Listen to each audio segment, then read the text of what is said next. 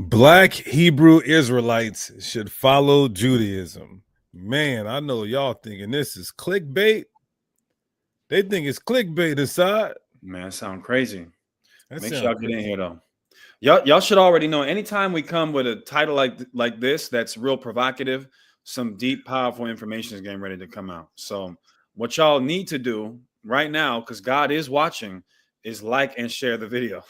That's what y'all need to do. Like the video, thumb up the video. Yeah. Yeah, y'all. Black Hebrew Israelites should follow Judaism. We're gonna get into it today through the Spirit and power of the Most High. Let's start this off by giving all praises, honor, and glory to our Heavenly Father Yahweh, and we do so by Shema Mashiach Yahweh Shai. What y'all know about this? I see a lot of y'all drinking that Mountain Valley. A lot of y'all drinking that Mountain Valley glass water. I'm up in the skull on y'all. Don't worry about Assad's reverse osmosis water. This Cascade Mountain, they need to pay me for it. I'm still on that Mountain Valley too, though, but I'm leveling up on this Cascade. What's going on, everybody? Y'all, all praise to the Most High. Hit the like button, share it. We here for the optimal edification. What's going on, Hassan? You got that big G drip on? Yeah, you already know what it is. I don't warn this a couple times, but it's just I feel like this is when Clark Kent go into the phone booth and he becomes Superman. When I put this on, I become Superman. All praises to the Most High. That's how you feel. Mm-hmm. Hey, I gotta go get mines. I gotta go put my my fringes on mine. I'm putting fringes. Hey, Ariel, I'm putting fringes and zeets on, brother. So yeah, what's going on, everybody? Any questions before we get started? Any questions before we get started? Any questions before we get started? Let's see. What's going on with everybody? Yeah, y'all, it's been a hell of a week, man. Running 1, 2, 3, 4, 5, 6, 7 publication pages. 7 publication pages. Ariel, I didn't watch it yet. I'm familiar with why you believe that, but I haven't watched it yet. I need the microwave version. I need the the compact power version The of the YouTube short. breakdown. Yeah, the YouTube short. I need the YouTube short of the breakdown. But yeah, y'all, I'm running 7 publication pages right now. Deacon Tunes, Bigot Pigs, Priest Genesis Mode, PTE Godcast, Genesis Seattle, BTR Network, Patreon, women, children, couple hundred camp members. But no complaints, and it feels good to make it happen. All praise to the Most High. The commandments are not grievous, and the Lord's work is not grievous.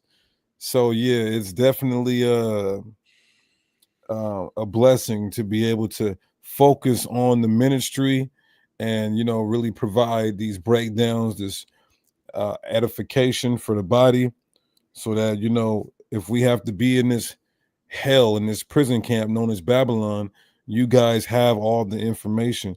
You guys have the pure doctrine from upon high.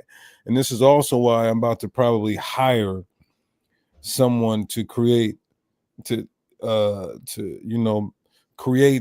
Bible. We're going to do the whole Bible commentary. Genesis is going to do the whole Bible commentary.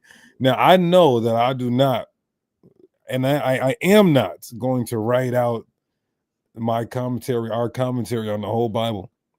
So what we'll have to do is we'll have to give a breakdown on everything in the whole Bible, video format, and then hire somebody to listen to the video or take the transcript and put it in book format like that, so that the community can have it. All praise to the Most High. Well, what's going on with you, Asad? We're about to get into this powerful lesson, man. Tell us something. What's new? What you got going? Mazuz on deck.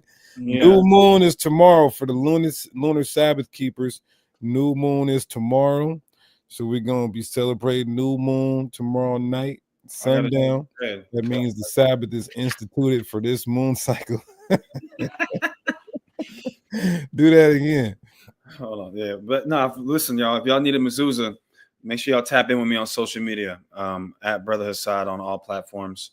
Deuteronomy 6 says we gotta, put the commandments, write the commandments on the posts of our doors. So all praise to the Most High. For y'all that observe the Friday night to Saturday night Sabbath, depending on where you are, you should be all right now. But wait till y'all Shabbat is over, of course. But yeah, man, it's let's just get into the lesson, because I know that's why y'all here. Y'all don't want to hear me rant. Probably half of y'all like to help with your mezuzahs, nigga. Teach us something. So, I didn't even know that movie Sinners was coming out at all until I heard everybody talking about it, and I still haven't watched it. Maybe I'll take a look at it. I got a flight to California coming up here. Maybe I'll watch it on the flight from some bootleg website. All right, so without further ado, y'all, again, we give all praises, honor, and glory to our Heavenly Father, Yahweh. We do so by Hashem Mashiach Yahweh Shai, and we are about to get into the information, my brothers and sisters. If you want to join the Genesis Israelites, hit me up, Deacon at Genesis144.com. That's a real email, huh? Ain't no Gmail, ain't no Outlook, ain't no Yahoo, ain't no Hotmail. This is a real email. Deacon at Genesis144.com. You want to get on that varsity, hit me up at Deacon at Genesis144.com. All right, so without further ado, y'all, let's shock the community aside. Should the Israelites follow Judaism? Yeah, we got to grow our side locks and wear yarmulkes. Put on all black, huh? Mm-hmm. The UPK ain't the only ones in all black. Right. All right, so I'm done. I'm done with the time. I'm done with the horsing around. Okay, so what the heck? Oh, there we go. All right, let me take a look and see how it's looking on the YouTube scene. Make sure I like and share the video too. That helps a lot with boosting the video on the algorithm. So all you got to do takes 2 seconds to just literally hit like. It don't cost nothing. It's free 99. And if you don't, we know where your destiny is going, and when you die. If you don't hit the like button, we know where your spirit is going when you die. To torment. I'm playing, man. All right, so how does that look? It's looking good on my end. All right. Yeah, I'll go ahead and start if you like. Okay, go ahead, brother. So what we're going to be discussing tonight is modern Judaism versus ancient Judaism. Right. A lot of Israelites, most of the Israelite community don't even know Judaism, or to be Judaized, is from the ancient world. This isn't a 20th century modern religion, but it has been hijacked, just like the word Christian has been hijacked, just like our identity has been hijacked. Now, Hassad, on some of these things that you're getting ready to read, some of these sources, you're gonna have to be very careful about how you say it. I got you. Okay, so let's go. So Judaism, the Hebrew Yehudit, is an Abrahamic monotheistic and ethnic religion comprising the collective religious culture, collective religious, cultural, and legal tradition and civilization of the. Can I say that word? Yeah. Okay, of the Jewish people. It has its roots as an organized religion in the Middle East during the Bronze Age. Modern Judaism evolved from Yahwism, the religion of ancient Israel and Judah, by the late 6th century BCE, and is thus considered to be one of the oldest monotheistic religions. Judaism is considered by religious Jews to be the expression of the covenant that God established with the Israelites. The expression of keep that in mind, the expression of the covenant that God established with the Israelites, their ancestors. It encompasses a wide body of texts, practices, theological positions, and forms of organization. Now, they said the Bronze Age, which is now this is just a source explaining what, and now they're doing a lot of mixing. So you got to chew the meat, spit out the bones, pause. But they're doing a lot of mixing. So they're giving you some truth while they're diffusing it with the modern understanding of Judaism.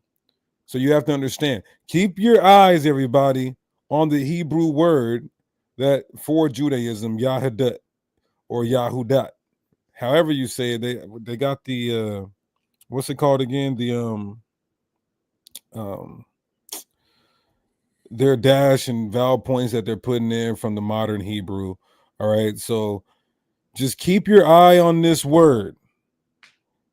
Now, once we continue on in these sources and even in the Bible, you're going to see this word again, where it's translated into the English as Judaism. They're calling it a religion. Is it a religion? Was it a religion? Because remember, we're contrasting how ancient Judaism and modern Judaism. We created ancient Judaism. Modern Judaism is held and ran and upheld by who we would call the small hats. So, they have made it a religion, just how they have made Christianity a religion when Christians were just Israelites who were following the Messiah.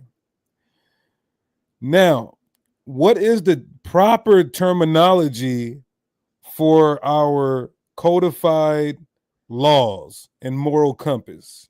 What is the proper terminology for our codified laws and moral compass? I'm going to go up here. Ethno-religious. An ethno-religious group or an ethno-religious group is a grouping of people who are unified by a common religious and ethnic background. Mm-hmm. You understand that? So if we're speaking technically, then we would be ethno-religious. Let's keep going. It says the Torah, as it is commonly understood by Jews, is part of the larger text known as the Tanakh. The Tanakh is also known to secular scholars of religion as the Hebrew Bible, and to Christians as the Old Testament. The Torah's supplemental oral tradition is represented by later texts such as the Midrash and the Talmud. The Hebrew word Torah can mean teaching or law or instruction. Although Torah can be used as a general term that refers to any Jewish text that expands or elaborates on the original 5 books of Moses, representing the core of the Jewish spiritual and religious tradition. The Torah is a term and a set of teachings that are explicitly self-positioned as encompassing at least 70 and potentially infinite facets and interpretations. Judaism's texts, traditions, and values strongly influenced later Abrahamic religions, including Christianity and Islam. Hebraism, like Hellenism, played a seminal role in the formation of Western civilization through its impact as a core background element of early Christianity. Mm-hmm. That being, of course, because Christians, where do Christians get their belief from? Well, they say it, they don't actually follow it for real, but from the so-called Old Testament, as well as Muslims. Judaism was once based off Torah and a concept we established. Then it was turned into a religion that contradicts Torah. That's why I think it said earlier, it said that it could potentially represent an infinite number of different interpretations and things of that nature. Priest, that's why it was referring to. Mm-hmm. Because that's what the Midrash in the Talmud is. Exactly. Yeah, commentaries. Right.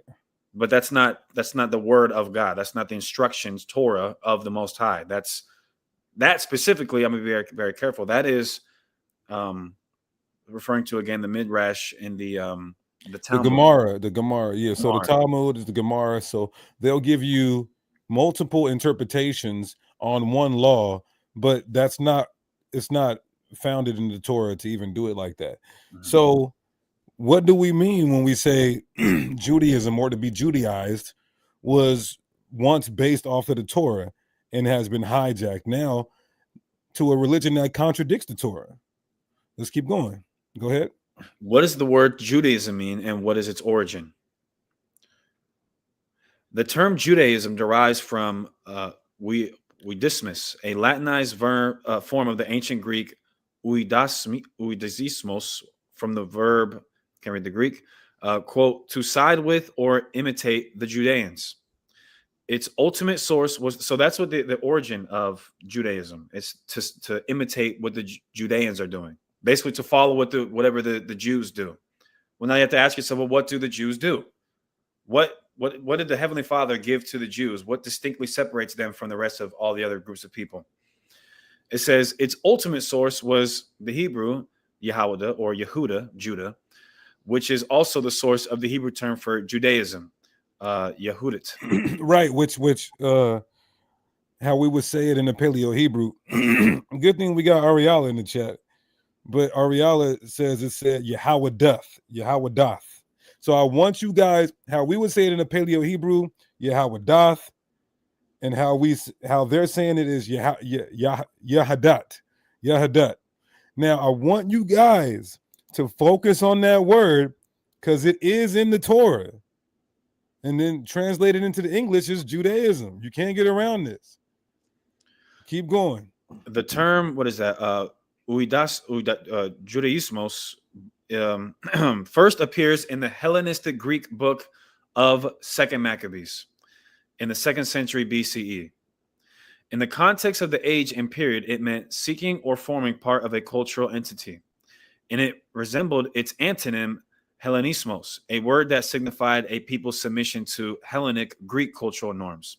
So basically, this word, when it says that it resembled its antonym Hellenismos, remember when you, for example, you have in the New Testament, Hellenistes would be Greek-speaking Jews. They're Jews who've been the Hellenized, right? But the opposite, that's what antonym means. Like a synonym is a word that means the same. Like a synonym for sad is down. An antonym for sad is happy. So whatever the opposite of being basically Greekized or Hellenized is what Judaized means. Right. So that means they're following our laws, statutes, commandments, customs, culture, the legislation, everything tied to our land. Yeah. It's kind of like how well, it predates. So I want to get this clear to everybody. We didn't just create this word in this lifestyle due to us being Hellenized. We were Judaizing people and Judaizing Israelites who lost their identity as far back as Esther. So it didn't just start here with the Maccabean revolt. I want to put that out there so y'all are not lost in the sauce. You done with this? I'm gonna keep going. It says and resembled, okay. The conflict between Judaismos and Hellenismos lay behind the Maccabean revolt, and hence the invention of the term Judaismos. Or I. This is with an I. I. There's no J as. Eodesmos. Eodesmos. There's no J, yeah. All right. So let's keep going. So just so y'all are walking with us. How do you say Judaism in the ancient Hebrew? Yahadwath. They're going to say Yahadat. And how do you say it in the Greek? Eodesmos. All right. It's an ancient concept. You can see. Let's keep going. Galatians 1:13. For you have heard of my conversation in time past in the Jews' religion, Strong's G 2454, how that beyond measure I persecuted the church of God and wasted it, and profited in the Jews' religion, same Greek word, above many my equals in my own nation, being more exceedingly zealous of the traditions of my fathers. So what is this word? Eodesmos, which is how you say it in the ancient Hebrew, the ancient tongue, Yahadwath. Says the Jewish faith and worship, religion of the Jews, Judaism. So it just literally means following the law, statutes, and commandments. Let's keep going. Galatians 2:14. But when I saw that they walked not uprightly according to the truth of the gospel, I said unto Peter before them all, if you, being a Jew, live after the manner of Gentiles, and do not as do the Jews, why compellest thou the Gentiles to live as do the Jews? So he's saying that why now Christians may say these Gentiles are non-Israelites, And we would say that these are Israelite foreigners or Israelites living in foreign lands. Either way, they still have to. Peter is telling them to keep the law, statutes, and commandments, and the word for Judaism, iodesmos, is being used here. You see it in the biblical usage and the actual definition. Let's keep going. 2 Maccabees 2:21. And the manifest signs that came from heaven unto those that behave themselves manfully to their honor for Judaism, so that being but a few, they overcame the whole country and chased barbarous multitudes. Right, break it down. It reminds me, there's another verse in Maccabees, as a matter of fact. Let me see if I can find it. If I can't find it in 3 seconds. Look at this. Where is it at? In Maccabees. When they said they're ready to die for the law of the Most High, something like that. Damn. Yeah, I think so. Let me see. That's 2 Maccabees what? 2:21? Okay. Yeah. Let me find this. Okay, this will work. So first Maccabees, I'm gonna start this. First Maccabees chapter 2, verse 64, it says, "Wherefore, ye my sons, be valiant and show yourselves men in the behalf of the law, for by it shall you obtain glory." All throughout, for example, like even going to verse 67, "Take also unto you all those that observe the law, and avenge ye the wrong of your people. Recompense fully the heathen, and take heed to the commandments of the law." So contextually within the book of Maccabees, when it talks about behaving yourselves manfully to their honor for Judaism, what is he referring to? He's referring to the law. Let me watch this. So yeah, it's right here too. You can read this. You see it?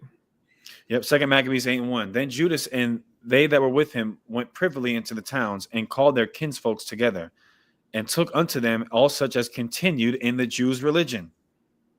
What is our religion? Our religion is the commandments, the Torah. Right. And that Greek word there is going to be iodesmos, which goes back to the Hebrew Yahadwath. Go ahead. Oh, that was it. Now there's one more too. 2 Maccabees 14 as well. 14 and 38, I think. Let's see.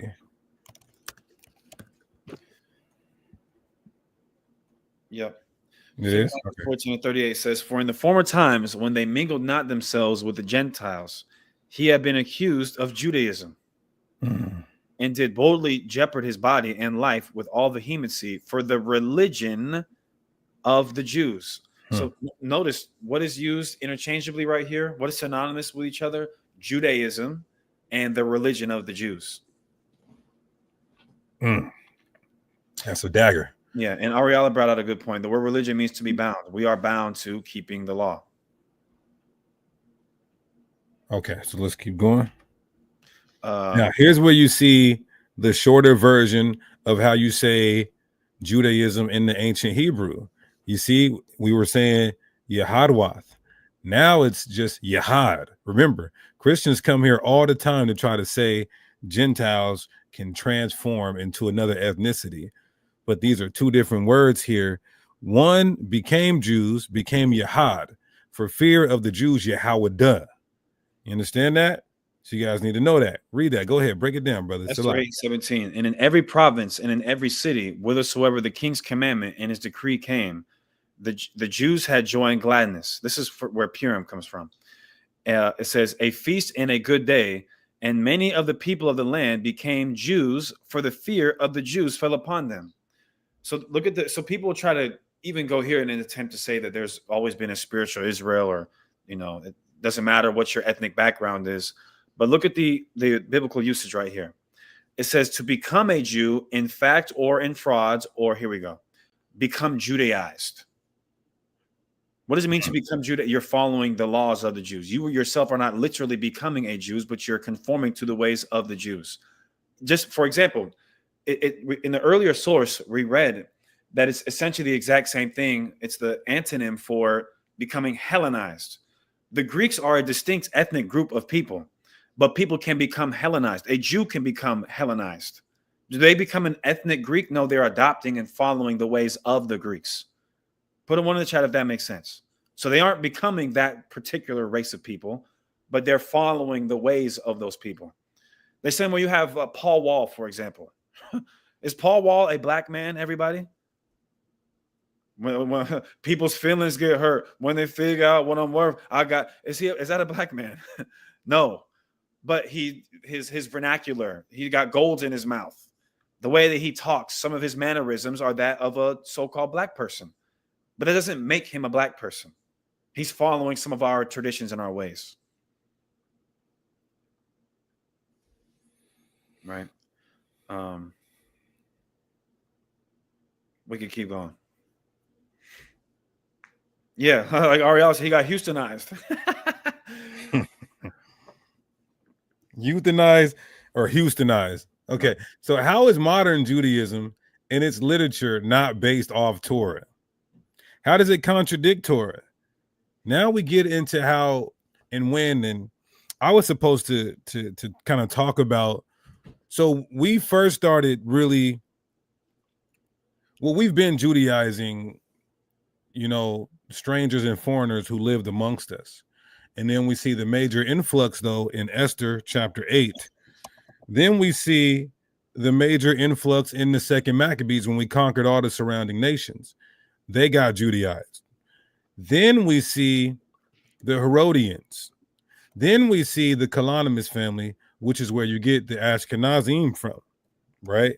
Now, notice when we talk about stuff like this, Hassan, it's been so long since I could probably go back 10 years ago since I've had under 200 live viewers. But the fact that this is the title and this is coming out, we know what time it is. Either way, though, you guys are going to be equipped to have this understanding, so you'll be able to talk to the small hats and those Christians who believe the small hats are the people. You'll be able to have this understanding and break it down. So let's go to how Judaism was hijacked and became this modern religion that contradicts Torah, right? Go ahead. Modern Judaism. Oh, shoot. You guys see what's on the screen. So what happens, it's called I think if I say it in Hebrew, it'll work. A Brit Milah, right?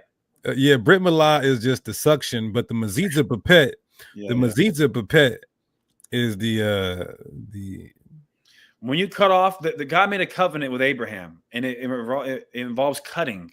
You got to cut into it, right? Or as what is his name? The dude in Toronto, cut. When you cut off part of a phallic, but we have a group of people on the earth who nowadays they use their mouths to do so.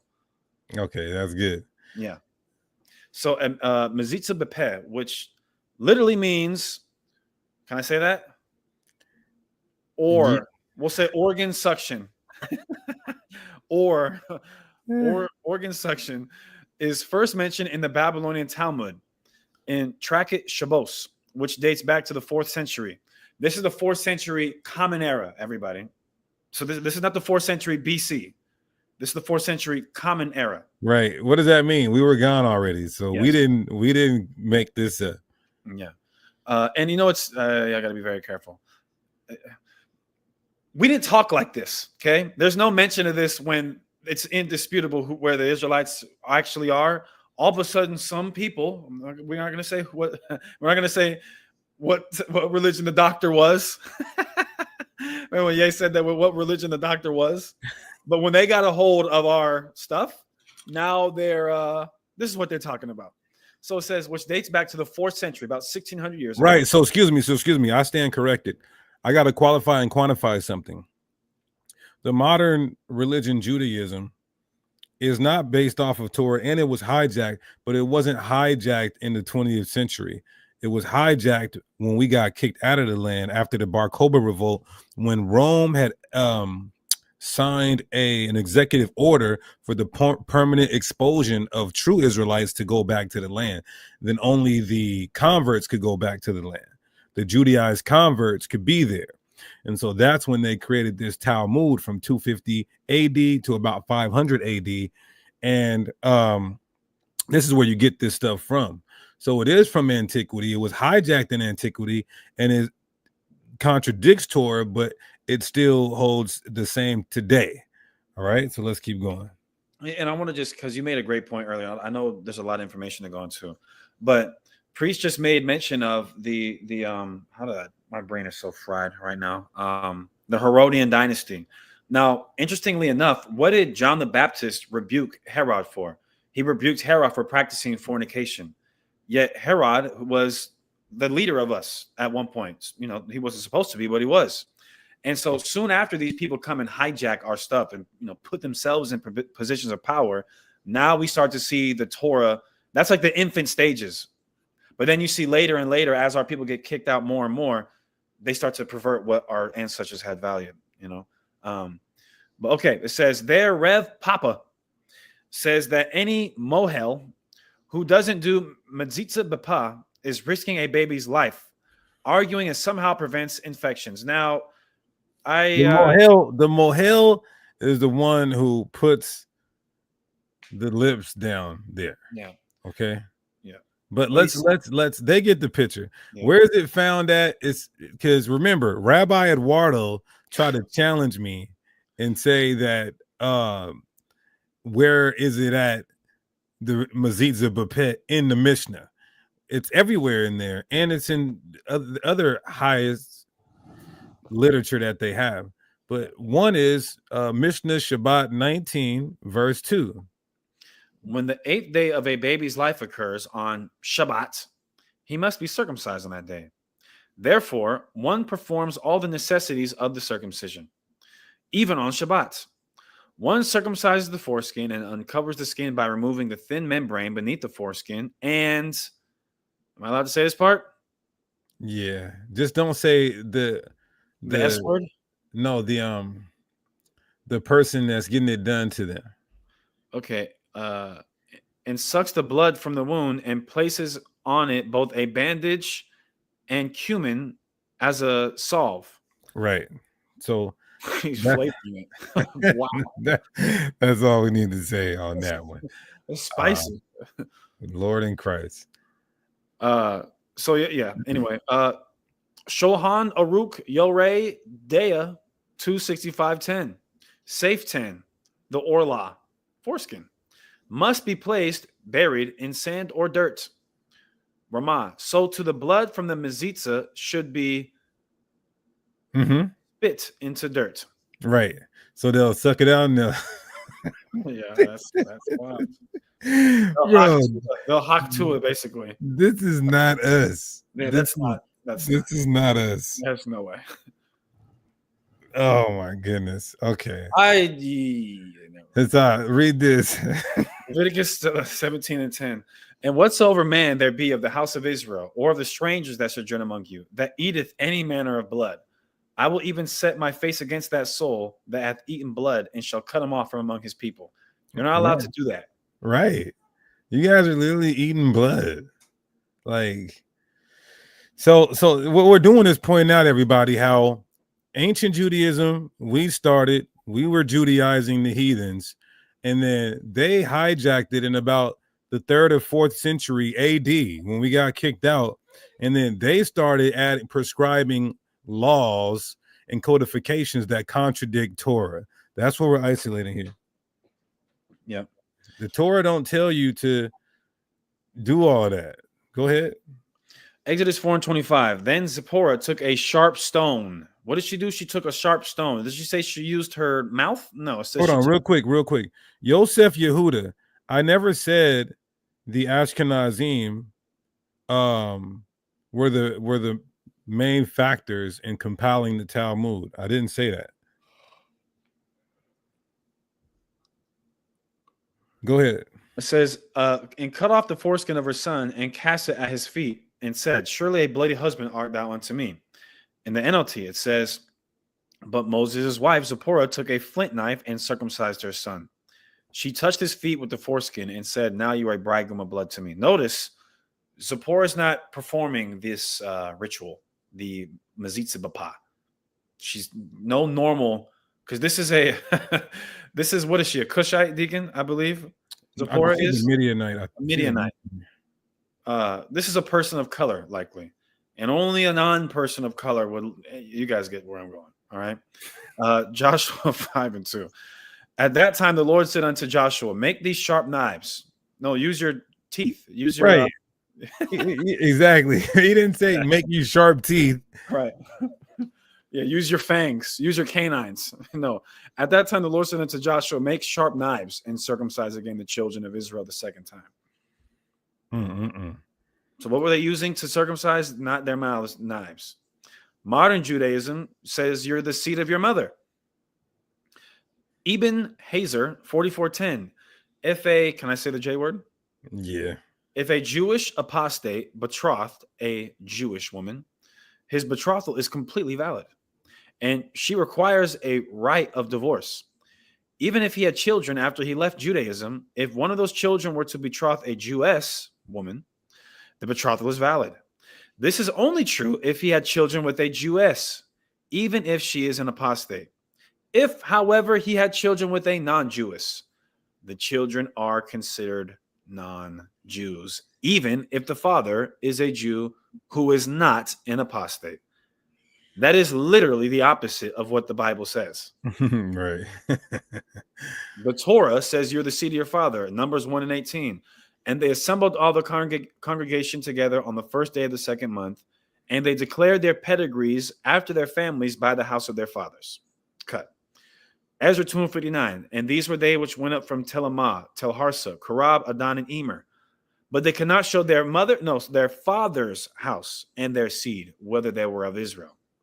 Leviticus 24:10. And the son of an Israelitish woman, whose father was an Egyptian, went out among the children of Israel. So if what they're saying is true, why in Torah in Leviticus 24:10 does it distinguish and juxtapose the son of a man whose dad is Egyptian and mother is an Israelite from the rest of the children of Israel?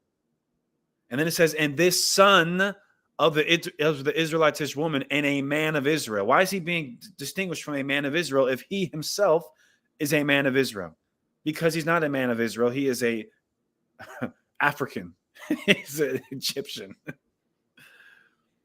He's a Hamite. Right.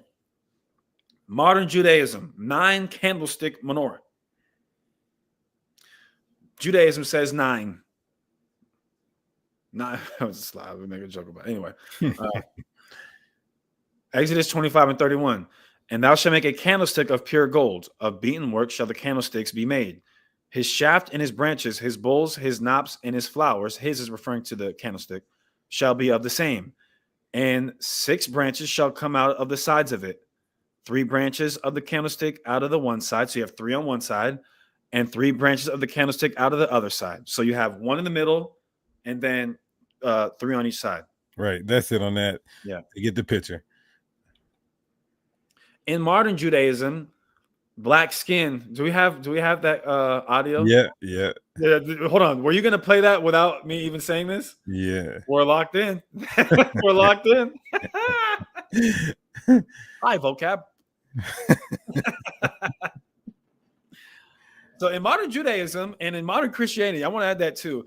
In modern Judaism / Christianity, because it's all, you can all lump it up together. It's all madness. Black skin is a blemish. And we're going to let I won't even know what I call him. You can call him a rabbinic scholar, a Talmudic scholar. How about that? Yeah. We have our good friend Vocab. He is going to let us know what he thinks of black skin. Talk about people being dirty. Right. So this is from Baccarat. You heard of Baccarat. This is Baccarat 7 and 5. It says, if his upper lip protrudes beyond the lower lip, or his lower lip protrudes beyond the upper lip, that's a blemish. And one whose teeth fell out is disqualified due to the appearance of a blemish. The Mishnah lists additional blemishes that disqualify a priest from performing the temple service. So if all your teeth fall out, you can't be a priest. If you got some messed up lips, you can't be a priest. There's some more stuff that disqualify you from being a priest. Okay, let's read it. Now look at go to down here. Can I just read on down just a little bit? Go ahead. Let's just show what they associate with being black. So look what it says. One whose breasts are so large. It's a man. One whose breasts are so large that they sag like those of a woman. So if you got the T word, you can't be a priest. Man boobs. Man Right. boobs. If you got man boobs, you can't be a priest. Let me keep going. It says, or if one is epileptic, even if he experiences seizures only once in a while. So if you're just having seizures, you can't be a priest. If you have man boobs, can't be a priest. One whose scrotum is wow, that's pause. Let's see. One whose they are haters. It's there, yeah. No, listen, we gotta just say it. So if you got balls that hang low, yeah, you can't be a priest. You know how we say let your nuts drag the ground? You can't be a priest in Judaism. Yeah. If you have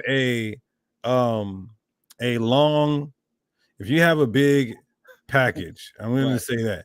If you have a big package, you're disqualified from performing the temple service. It says it verbatim. Yeah, like Snoop said, she want the with the bigger, he is I and I is him, slim with the tilted. You can't. Snoop Dogg apparently can't be a priest. But this is showing you that we didn't write this. Right. I didn't write. All right. So what this is going though, just to go to this point, this is showing that what Black or Hispanic person is going to say if you have if you're well equipped downstairs, if you're comfortable, then you can't be a priest of God. It says, let's see, let's keep going. Okay, let's go all the way to the end. It says, Rabbi Hanina ben Antigonus says, Moroa Ashka does not refer to the testicles. Rather, the reference is to anyone whose appearance, Marav, is especially dark. So if you got, if you have man boobs, can't be a priest. If you have a long thingamajigger, can't be a priest. Or if you're Black. And it says one whose belly is swollen, so pot belly. If your navel protrudes, if you have seizures, and if you're Black, then you can't be a priest because they consider it a blemish. How do we know that this is the correct interpretation? Ha ha! I thought you guys would never ask. So he's going over the whole Mishnah here. Salak, and this is probably doesn't need to be said, but basically what that tells you, everybody, if there's how do I say this? If you see anyone that's a priest of their order, they're lacking somewhere. They're lacking. They got an Asian package. Okay, so this rabbi is gonna break it all down. Oh, you know what? There we go. Boom. All right. So yeah, he's gonna break it all down for you guys, and you'll see that we have the proper interpretation on what Bechorah 7 and 5 is saying. Watch this. Inflated, because he says ruach, there's some wind in there. They're inflated in some way. His appearance is dark. Shushachor is Black. I guess they felt at that time in their day that a person with a very dark complexion was not beautiful. I'll play that again. Not beautiful. This is how you know we didn't write this. He said that they thought a person dark complected wasn't beautiful as a blemish. Inflated, because he says ruach, there's some wind in there. They're inflated in some way. His appearance is dark. Shushachor is Black. I guess they felt at that time in their day that a person with a very dark complexion was not beautiful. I would hope nowadays. He would hope nowadays that they don't think like that now. And we know it's just so ironic when you look at Phineas, who is an actual Kohanim. I got that on here. We're dialed. I'm telling you, we're locked in. This is another one. Go ahead. Baccarat 7 and 6 concerning the Cushi, Black, the Gihor, the Lavkan, the Kippa, the dwarf. So if you're Black, you're on the same level as a dwarf, a deaf mute, the deaf mute. Do you ever seen a? I'm not trying to make fun of people who are deaf mute, but they're incoherent. They can't talk. They don't know what talking is. The deaf mute, the imbecile. You know what it means to be an imbecile? the people who really like grilled cheese sandwiches and trains, that's what it means. The drunk. So someone who's an alcoholic, you're on the same level as a black. Someone who's deaf and can't talk or hear, you're on the same level as a black person in this religion. This is modern day. I'm not going to say, after saying all that, I'm not going to say this is modern day. You know what? It says, and those with ritually pure marks, their conditions disqualify a person from performing the temple service. Damn. So look, so Kushi means Negro. And they said that's a condition. Their condition disqualify them. Okay, let's hear him break it down again.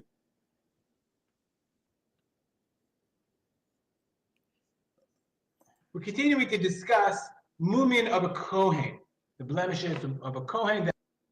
Judah says, as long as it's not unusual, I guess, as long as it's not, it's standardized and it's okay. Chachamim say no. Even if they were on all four extremities, on all four hands and feet, Chachamim say it's still not good. Let's hear ambidextrous. Rabbi poser, Chachamim machshimin. Rabbi says it's no good. Chachamim machshimin. Rabbi says what it means is if you're ambidextrous, that means your right hand is weaker. But we pass like a Chachamim, and nowadays we know Chachamim are correct that you have a strong. That means you just have two strong hands. Akushi, someone who is a kushi, someone who is a Negro, someone who is black. Gichor. Gichor is someone who has red skin. The halavkan. That's an albino. So he's saying Kushi means Negro and yeah, that's disqualified from being a priest. It's a condition. I hope I put it on the chat if you understand. They're saying you have a condition. If you have black skin, you have a condition. Like if you have, you have a like a radiologist, deals with people who have the condition of cancer. So apparently there's some type of condition for black skin. You know what though? It's the opposite. And that's what I put. We're going to keep going because the Bible says the leper skin is a condition. So we're just showing you the contradictions between the modern Judaism and the Torah and how ancient Judaism was Torah, period. All right. So listen, it gets worse, y'all. Y'all thought that was bad. We got the rabbi confirming some crazy stuff, but we have to take a quick commercial break, y'all. We have to. I need a bathroom break real quick.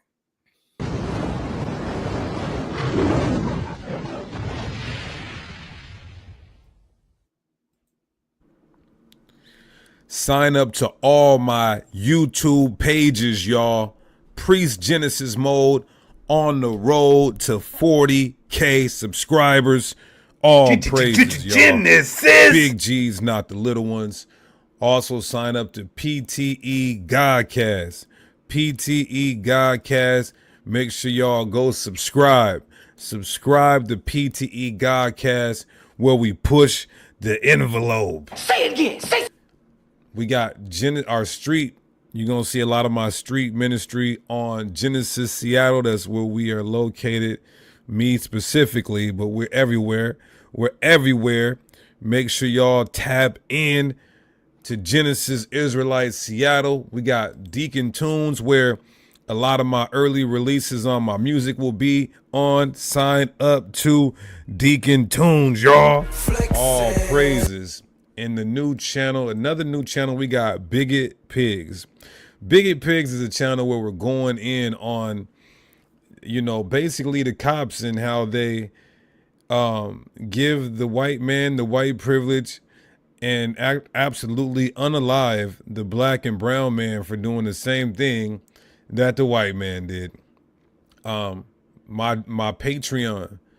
Make sure y'all sign up to that Patreon, y'all.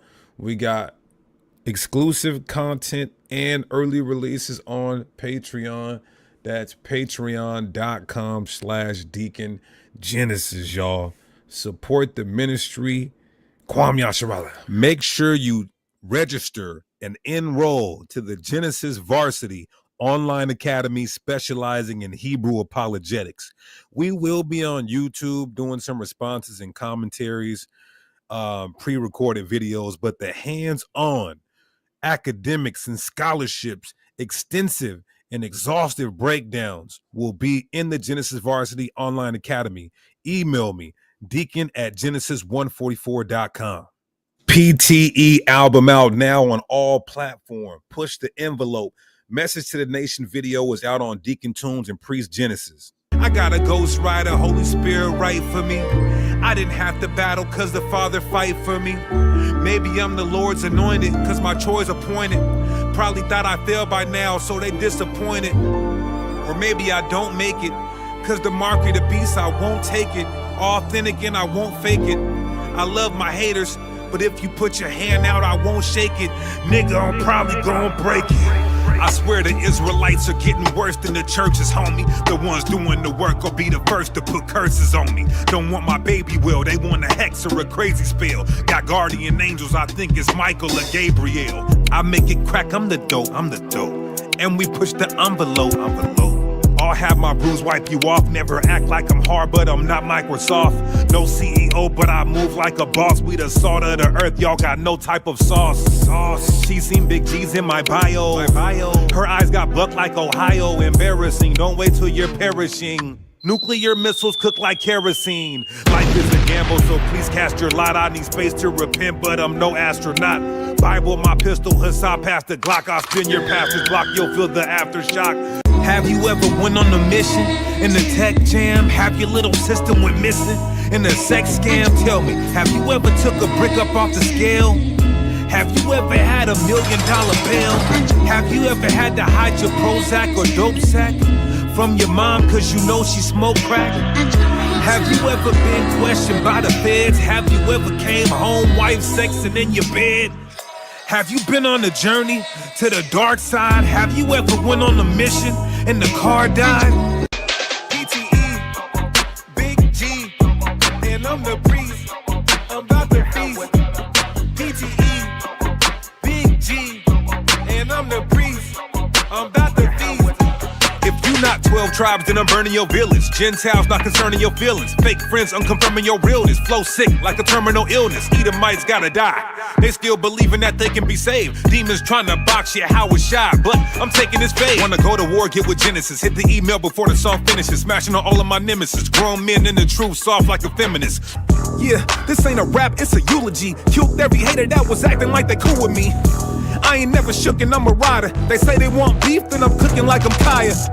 Never been a pseudo, I ain't Billy Carson. You just like to show it off, I'll be really parking. Trying to steal my shine, get your own lighting. And I got these niggas scared like the drone sightings.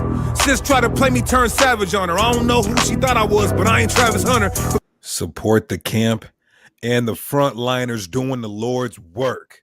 All praise to the Most High.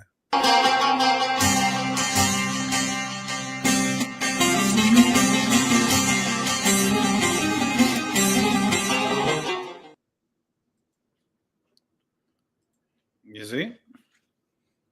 Okay. Are we back on? Okay. So again, we're talking about modern. Can I say the ism? This is the wrong ism. The wrong ism. Okay, so we covered that. Let me go to. Okay, we got the understanding on that. Oh, yeah. Oh my goodness. This one right here. So there's a difference between Bekharat and then Barakat. So modern day Judaism goes back to the days of the Talmud, and you'll see it contradicting Torah even back then, of course, until now. And so you'll have Barakat and then you have Bekharat. This is 31b11. So this says if a woman is barren, she's not able to have kids, she's not blessed. She's cursed. But it says that, you know, if she endures until the end, God's going to grant her children. It says if she had previously given birth with pain, she now gives birth with ease. Or if she had previously given birth to daughters, she now gives birth to sons. Oh my God. Buckle up your seatbelts, ladies and gentlemen. All right, boys and girls, listen to the next part.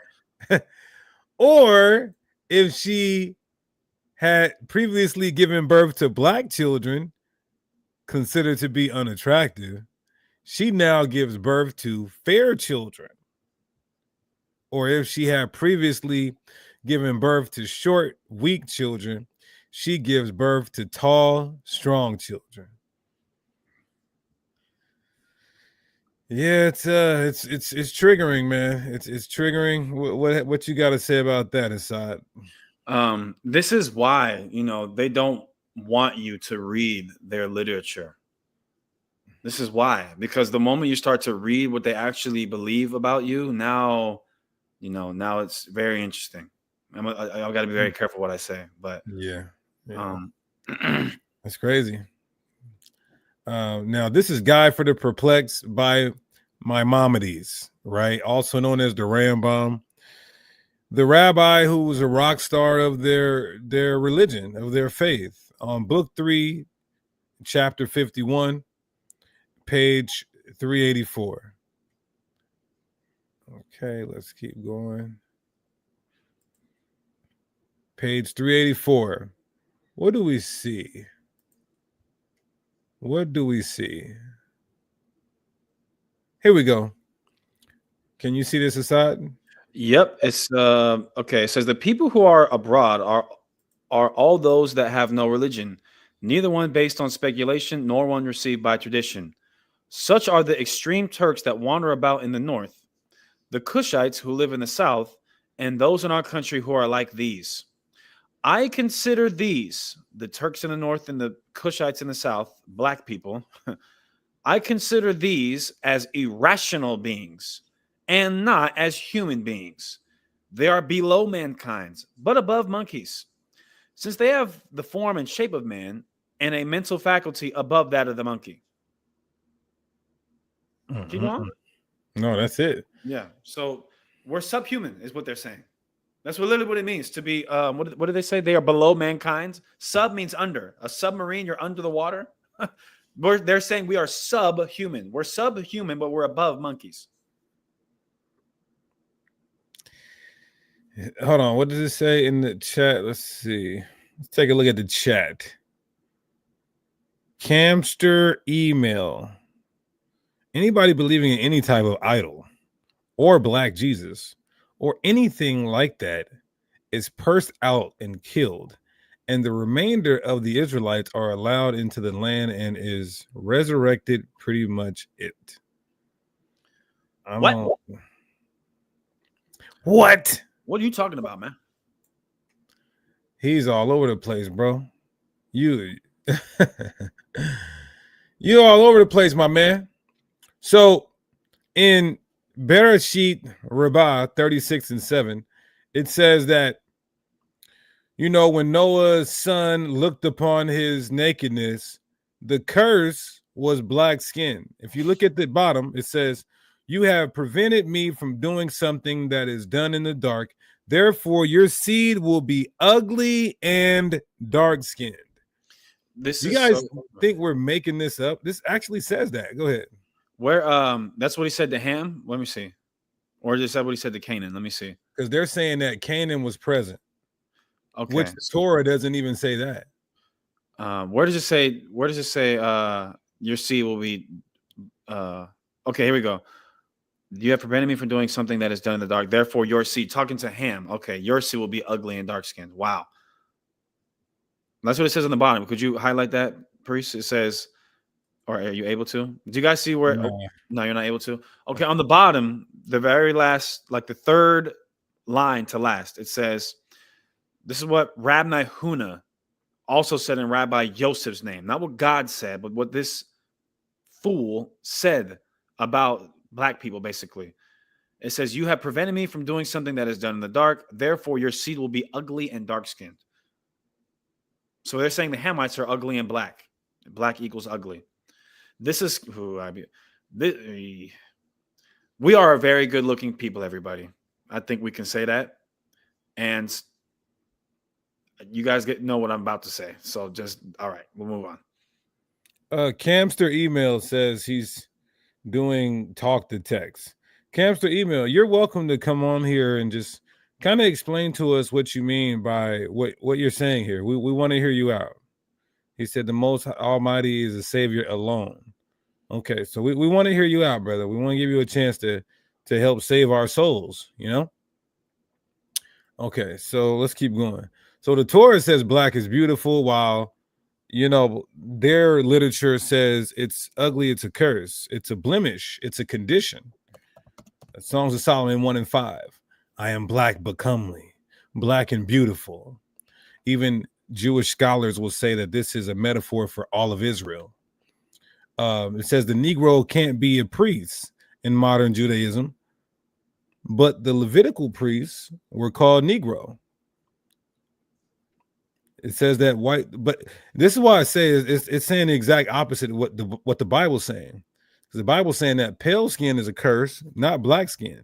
Numbers 12:10, leprosy is a curse. It means it's when your skin turns as white as snow. Then we take a look at Phineas. Phineas, the grandson of Aaron, Moses' brother, Levitical priesthood. He has an Egyptian name, Pen Nahasi, or the Negro. Some scholars translate it as the dark-skinned one or the bronze-skinned one. But a lot of scholars just simply say the Negro.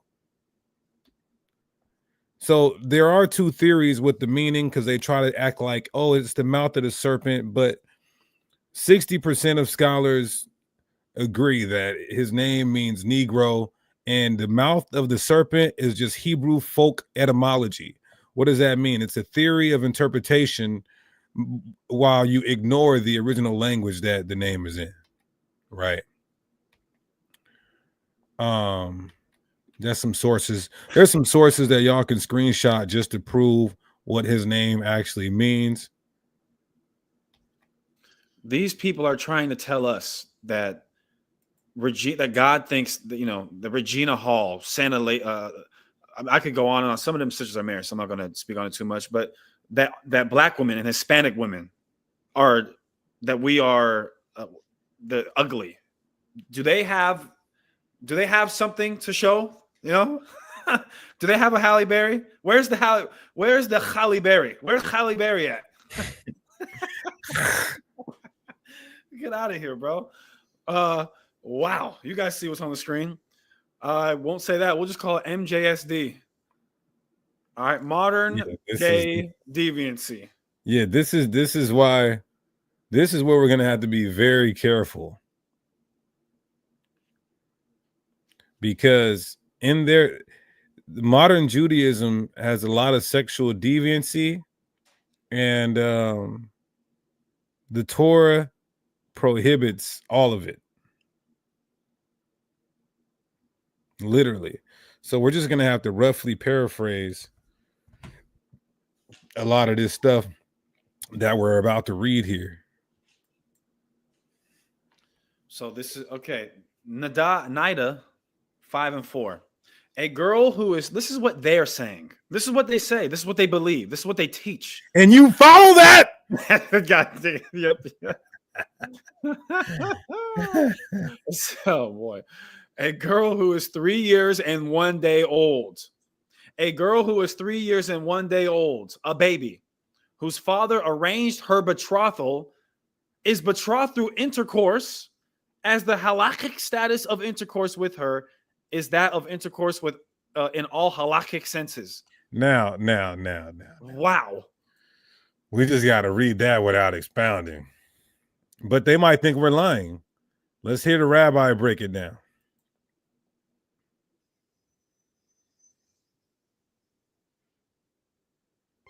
All right, we are on Nida, Perek Hey Mishnah Daled.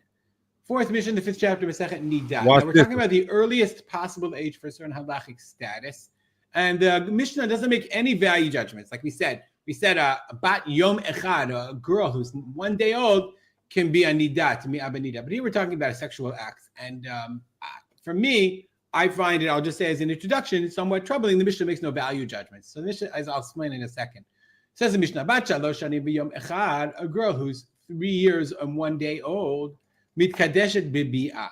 she is able to meet Kadesha, to be married bibiyah, through intercourse, meaning that it's possible to have a sexual act. Basically, what the Mishnah is saying, as we'll see in the rest of the end of the Mishnah, Wow. is that if a person who has intercourse with a girl, and that's obviously talking about someone who's an adult, so it has to be 13, otherwise there'd be no dot.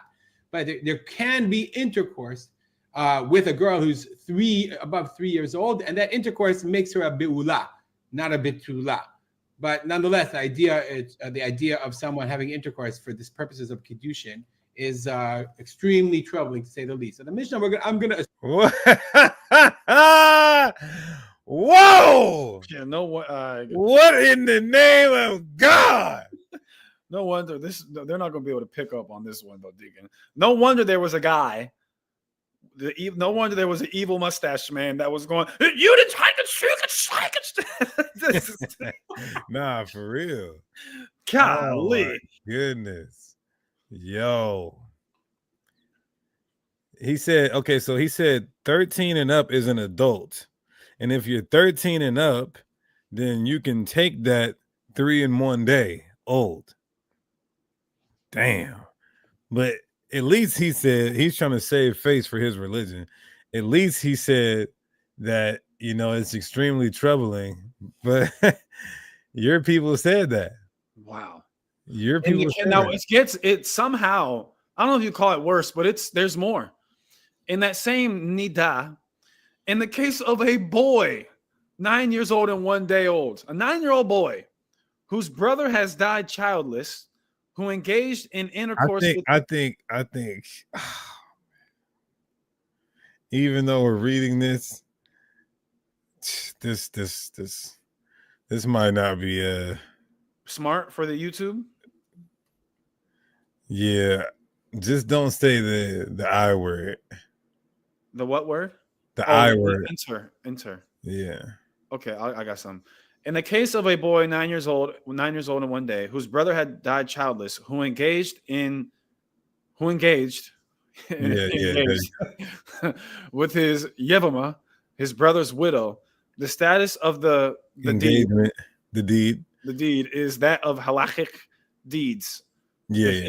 If he halakhic means it's okay, it's lawful. Yeah, it's like halal basically. It says if he acquires her as his wife, but he cannot give her a bill of divorce, if he chooses to end the marriage until he reaches majority and he becomes ritually impure after engaging in the act with a menstruating woman to the degree that he renders impure all the layers of bedding beneath him. So this is a woman doing the deed. There's a 9-year-old boy doing the deed with a grown woman. Right, and they're saying that that's okay. That's halakhic.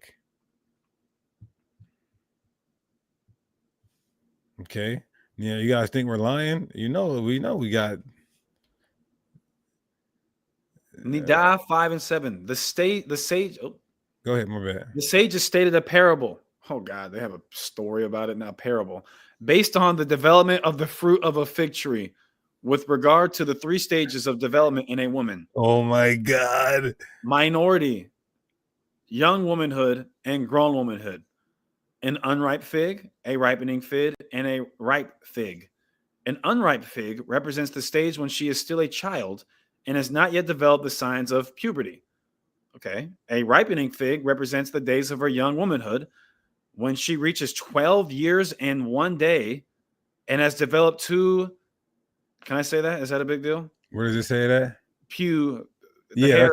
That's fine. 2 pubic hairs with regard to the periods, both during this stage, minority, and during that stage, young womanhood. The sages said that her father is entitled to any lost object that she finds that cannot be returned to its owner. Okay. And to her earnings and to nullification of her vows. Okay. A ripe fig represents the stage of grown womanhood. Once she has reached her majority, her father no longer has authority over her. He can no longer nullify her vows, and he does not have a claim to her lost objects found by her, and her earnings belong to her. Hold on real quick, bro. Dude, this Overkill Gaming. Would you like to make a wager on this, bro? Like, we could bet anything. We can bet you. I don't know. You look like a gamer. We can bet channels. We can bet YouTube channels. Let's bet your Xbox. Yeah, we can bet your Xbox. We can bet your PS5. We can bet 500 push-ups. He's saying that white people didn't convert to Judaism until the 7th century. Yo, sir, we can bet your ear pods. You, my friend, don't know what the hell you are talking about. You ever heard of the Edomites? The Edomites, they converted during the Maccabean period. You ever heard of the Herodian dynasty? They converted shortly after. You ever heard of the Colonimus family?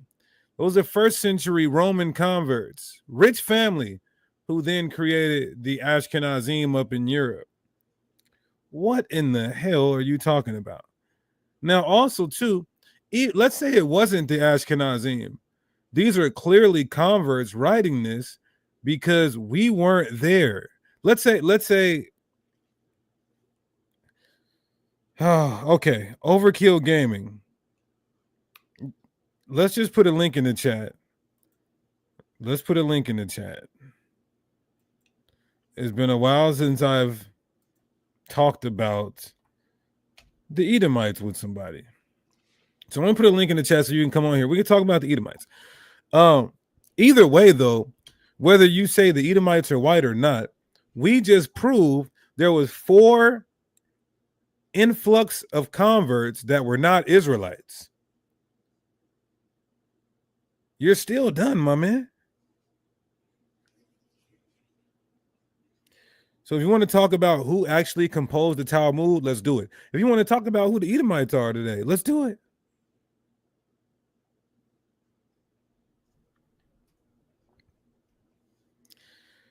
So Overkill Gaming is about to get overkill. They get everything from us. Okay. Where did they get this from? Where did they get that it's okay to do these deeds with these children? They got that from us? Yeah, if you say that, you hate your race. Okay, so you got 6,000 subscribers on your channel. I will trade you YouTube channels if you can prove what you're saying. You can have mine. Let me take a look at your views. They got it from us. He said they got it from us. He's nasty. You got almost 1 million views on your YouTube channel. I got 14 million. We'll just trade. You can have my channel if you can prove what you're saying. Yeah, exactly, J Dubs. Why would we write in all our texts being black is ugly? Yeah, nah, bro. What are you talking about, man? Y'all niggas just get on the internet and say anything. He's trolling. He's got to be trolling. I don't endorse what it says, but it did come from us. So we wrote, yeah, if you're black. So wait a minute. So black priests wrote, yeah, if you're black, you can't be a priest. Hey, other black priest, write that down. Right, we're the only black priests up here. Dog, you gotta stop, dude. Yes, you are trolling. You're going in timeout, bro. You're not even making no sense. We love you, but you gotta go in timeout. I've seen you on a few other classes, and you said some good comments. But today you're playing. That gaming got him bugged. That gaming is frying his cerebral cortex. Okay, so let's keep going. Where was we at? Okay, go ahead, brother. Go to 8 now. Talking about the different stages of a fruit and correlating it to a woman's development. Nadav 5 and 8.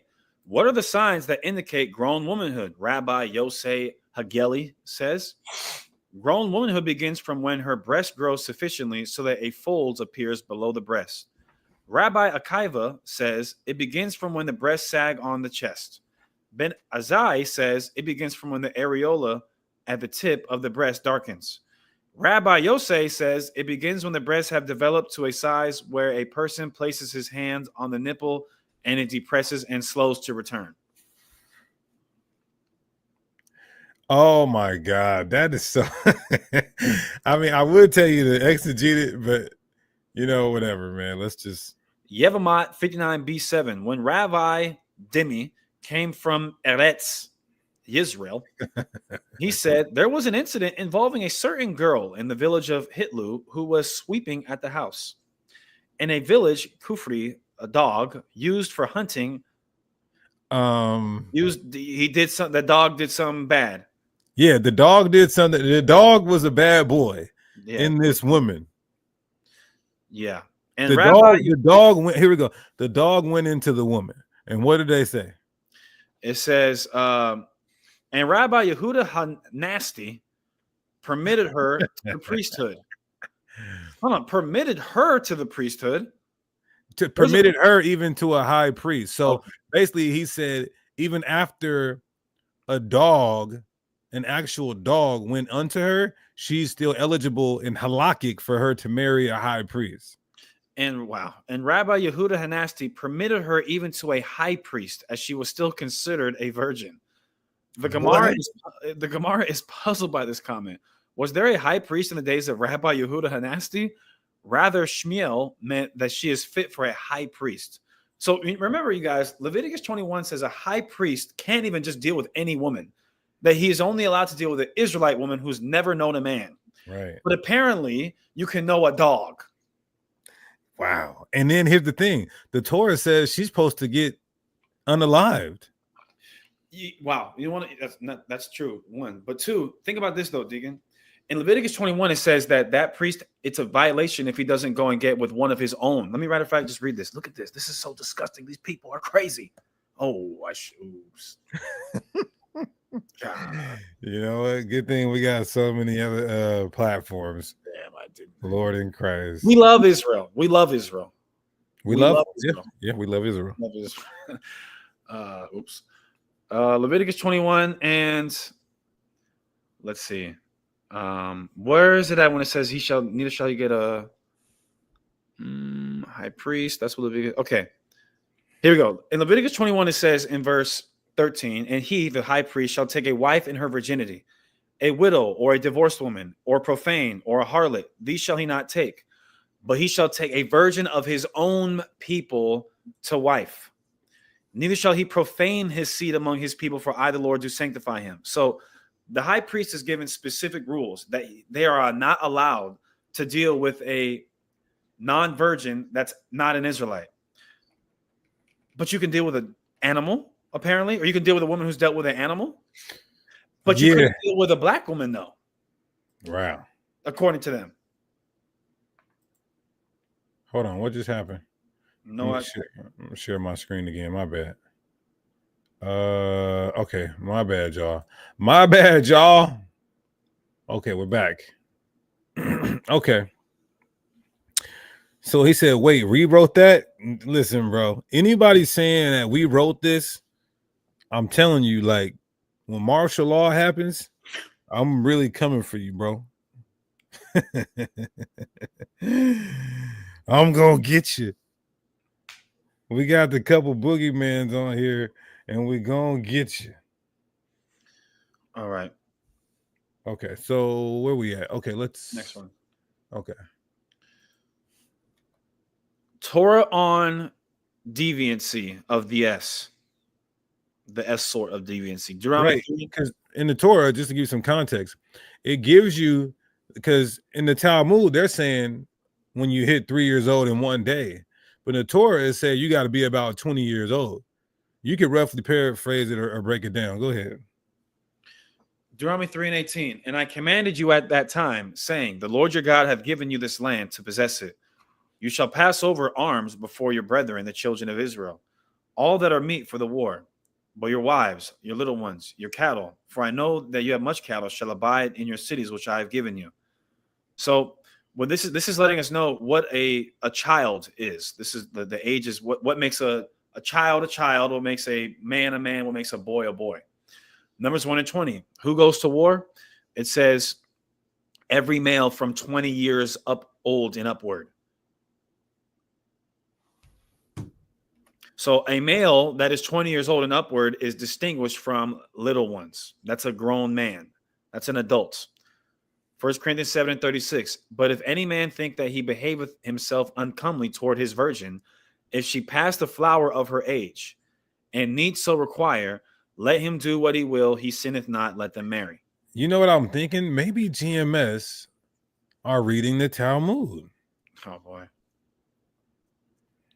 Strong's G5230. Flower, beyond the bloom or prime of life. Overripe, plump and ripe. Not when a woman starts her cycle, when she's 11 or 12 years old. This is when she's beyond in her prime. When is a woman in her prime? Not when she's 12. Probably when she's like, early mid-20s. Right. Yeah. 23, 26. Yeah. I'm talking about. No laying down with the animals, according to Torah. Exodus 22:19. Whoever lies with a beast shall be put to the death. Modern Judaism on, I can read that, head covering. The kippah. A kippah, yarmulke, skull cap, or koppel, is a brimless cap usually made of cloth traditionally worn by Jewish males to fulfill the customary requirement that the head be covered. It's a customary requirement that the head be covered. It is worn by all men in Orthodox Jewish communities during prayers and by most Orthodox Jewish men at all other times. There is considerable debate among the halakhic authorities as to whether or not wearing a kippah constitutes an outright obligation. Right. Like whether it's a law or not. But go ahead. My bad. It's lucky. Yeah, the Hid, Rabbi Haim Yosef David Azulai, Israel 1724 to 1806, classified wearing a kippah as a medat hasudit, measure of piety, rather than a strict requirement. So it's not a law, but it shows your piety. Others, however, including the Taz, commentary to the Shulchan Aruch by Rabbi David ben Shemuel Halevi, Poland, held that nowadays wearing a kippah is required according to the strict halakha. Right. So we have some saying it's law, some saying it's not. But the Torah don't say nothing about no kippah. Right? What did the Torah say? It's Exodus 28:4. Look at my main man. He looked like Hassad a little bit. No, you can't tell me he don't look like a Harley. Exodus 28:4. And these are the garments which they shall make: a breastplate, and a ephod, and a robe, and a broidered coat, a mitri, and a girdle. And they shall make holy garments for Aaron thy brother and his sons, that they may minister unto me in the priest's office. The high priest, Aaron's son, have to wear a mitri on their head. They have to wear something on their head, and it's not a damn kippah. Talmud translates as instruction, learning, from the Semitic root LMD, meaning teach, study. They must be on LSD. Mishnah, the Mishnah, meaning repetition, is the earliest authoritative body of Jewish oral law.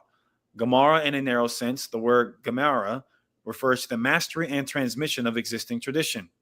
The Midrash, the Hebrew word Midrash, is derived from the root of the verb darash, which means resort to, seek with care, inquire, require. Big G's, not the little one. So in short, ancient, he said, where's the link? Okay, let's put the link in there for Overgame Kill. In short, ancient Judaism dates back before the converts created their version of Judaism, which is what you see now in this modern Judaism. Ancient Judaism, what we created, just meant to subjugate ourselves and bind ourselves and people who joined with us to God's law, statutes, and commandments, which is where you get Judaized from. You understand? So hopefully the brother clicks the link, because he said we are the ones who wrote the Talmud, and we are going to talk about that through the Spirit. And at this time, anybody can click the link for questions, comments, and smoke. Because of the sensitivity of the topic, make sure you use your words wise. And don't come on here and do what Elon Musk did at, my heart goes out to you. Don't do that. Don't you dare do that.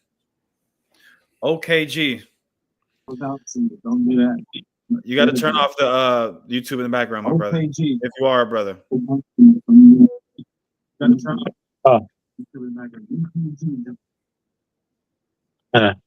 Shalom, brothers. Can you hear me okay? Yeah. Are you the gaming cat? Yeah.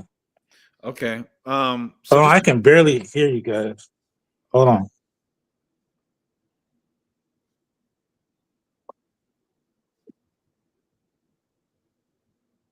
Hold on 1 second.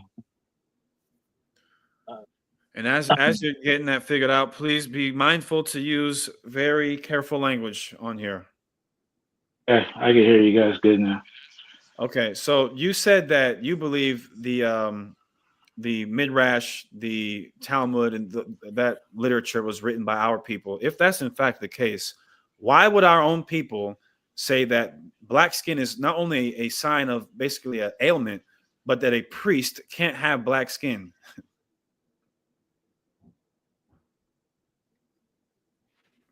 Okay, G. Why would our people say? Sorry about that. It's some audio issues. I'm getting some feedback here, but let me first say this, right?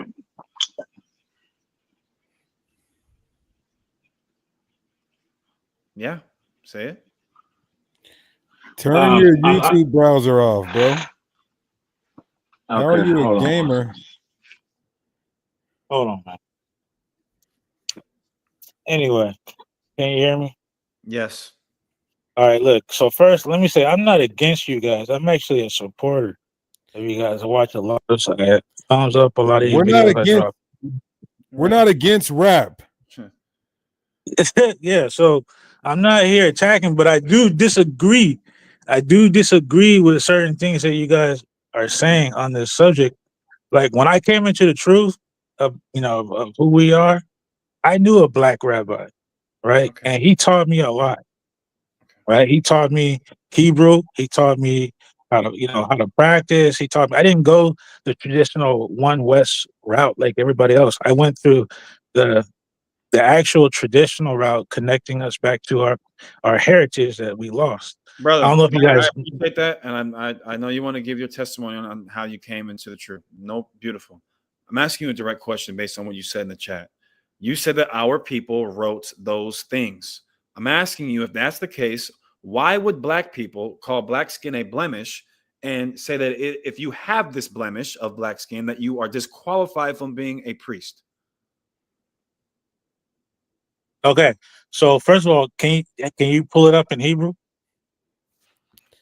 I just read it from the Hebrew. We didn't read it from the Hebrew. We just had a rabbinic Talmudic scholar read it from the Hebrew. Do you want to hear him say it again? Yeah, I think the word, if I remember correctly, the word that he used in there was shachora, right? No. Shachora, the word shachora means, it can mean black and it can also mean dark, right? For example, this is what I was asking you. Hold on. This is what I was asking you guys earlier.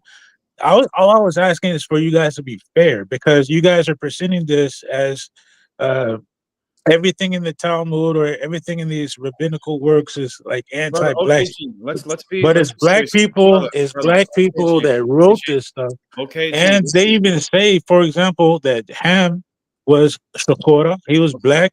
Okay. They also say that Shem was Shakora. He was black as well. Okay, G, slow down. Okay, the word Shakor, it can mean black or dark. Do so-called black people have dark skin? Do you have dark skin? That's not what I asked you. Do black you don't have dark skin, do you? That's not the point. That's not the point. What are we talking about here? Priest Hakah doesn't have, his skin is brown. No We're problem. talking. This is talking about those. This is okay, like, G. really Okay, G. For one, brother. You got to take some of that bass out of your voice. For one, you got to let us have a conversation where we're going back and forth. Okay, sorry. In Bechorot 7:6, unless you know more than him, I want you to. No, I don't know. I'm not an expert on the Talmud. For example. Okay, let's listen to it. Look, the Hebrew's pulled up, and he's translating. He's translating word for word. Let's take a listen. Okay, let's go. Mushed in some way, crushed. They're inflated.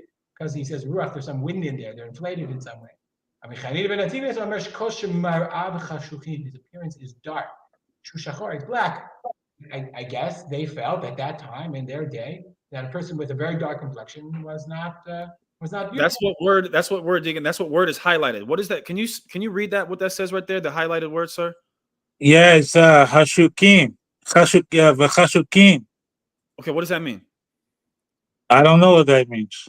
Well, he But just said that's not he just said it meant Shakora. black, but he just said it's black. Yeah, that's what. Yeah, that's not Okay, so let me. That's pull it up. not. Hold on. That is not the usual word for like black. The usual word, like for example, if you go to It doesn't Song matter. of Son, Brother, hold on, hold on. Let me explain. If you go to I don't want to do that. That's not what we're gonna do at all. Please do not make me mute you again. You're not directly dealing with the point. And you listen and you read what it says there. She says, okay. Hakushi. What does ha shukin mean? Let him answer that. What is ha? I don't know. I just told you I don't know what hashukin means. Okay, so it means dark, and then he tells you it means black. So now let me get you. How do you say Negro in their dialect of Hebrew? Do you know? You mean like the N-word? Yeah. Kushi. Kushi. Oh, you're done, buddy. Watch this. Wait, why am I done? I'm gonna show you why you're done right here. Watch this. No. Don't cut me off, brother. No. You listen. Don't give me the good night.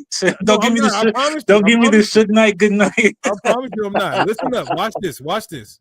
Okay. Rabbi says what it means is if you're ambidextrous, that means your right hand is weaker. But we pass like a chachamim, and nowadays we know chachamim are correct that you have a strong. That means you just have two strong hands. Hakushi, someone who is a kushi, someone who is a negro. So this was and in the biblical times this was not a bad word. Zephaniah, for example, his father's name's Cushi. What we're asking you. It's okay. Let him explain it because it's still not. Yeah, calm down, Assad. Go ahead. No, just the prophet Zephaniah, his father, who's an Israelite, was named Cushi. Okay, we never said he's using it in a bad way. We said they're saying that a hakushi, and that it is not the way he's using the word. He's saying that a kushi is disqualified from being a priest because that's a blemish. That's what Bet Karat 7 and 6 is saying. Yeah. So let me give you an example. Let me try to explain this, right? No, come on, man. Be fair, bro. Listen, I'm not against you guys. I'm a supporter. I comment in you guys' chats a lot. Come on, I'm not against you guys. I'm not like. Okay, what point are you? What point? This is the thing, right? You know how today you see Israelites. They look at somebody from Africa who's extremely dark, and they say, "Oh, this person is a ham sandwich." Isn't that the word that you would use, Haka? You call that person a ham sandwich? You dislike their ultra darkness. I never said that. This is exactly how Israelites were in the past. They're just like you guys now. What does Hakushi mean? What does Hakushi mean, dude? Kushi means Ethiopian. No. You just double talked. You just said it meant the N-word earlier. Now what is now it means No. That's today. Today is used. Today the word Kushi is used as a slur. Okay. So what they're saying is these black people who live in the Levant area where the sun is going to potentially turn their skin very dark. What disqualifies you from being a priest is if you're hella dark. So because it's just like this, right? One second, hold on. It's just like this. I got one question for you. Hold on. Ain't no hold on. This is our platform. Ain't no hold on, brother. OKG. Let me talk, bro. Is Wesley Snipes disqualified from the priesthood? No, that's not what it's meant. That's not what's meant by he's hella dark though. He's cushy. Yeah, that's okay. Have you ever seen a real Hamite? What? Have you ever seen a real Hamite? It doesn't say a Hamite. It says Hakushi. Have you ever seen a real Hamite? Yes, I've seen a Hamite. All right, you've seen how their skin is way different from ours. Okay, so what you're asserting is that the Talmud is saying darker Hamites are disqualified from being a priest because the same books. Go ahead. Let me just land my plane and I'll give it to you. Go ahead. Let's establish some order. Everybody relax. So you're saying that the Talmud is saying darker non-Negro Hamites are disqualified from being priests. It's not talking about our people. It's not talking about our people. It's the same way that you could have somebody who's mixed, right? Let's say they have an Israelite father, they marry a white woman, the children marry a white person, and they become basically white, right? At that point, they're like disqualified as well. And I can show you. Okay, real quick before you do, OKG, are Hamites qualified to be in the priesthood? Yes or no? No. So what's the point of saying a dark-skinned one isn't allowed to be a priest if none of them are allowed to be a priest at all? Because you could have a person who mixes with a Hamite and then they continue mixing with Hamite, then that person becomes more Hamite than Shemite at some point. Yeah, I ain't gonna lie. Okay. What you're saying doesn't make any sense. So let's just get to the meat and potatoes of it. You said that we wrote it, but when was the Talmud composed? 3rd and 6th century, between 3rd and 6th century. Where? You have the Babylonian Talmud and you have the Palestinian Talmud. The most popular one is the Babylonian Talmud. Okay, so where were we at during this time? Scattered. So how are we in Jerusalem composing the Talmud? I didn't say we were in Jerusalem. It's called the Jerusalem Talmud and the Babylonian Talmud. Yeah, that's because the people who wrote it were from either Jerusalem or Babylon.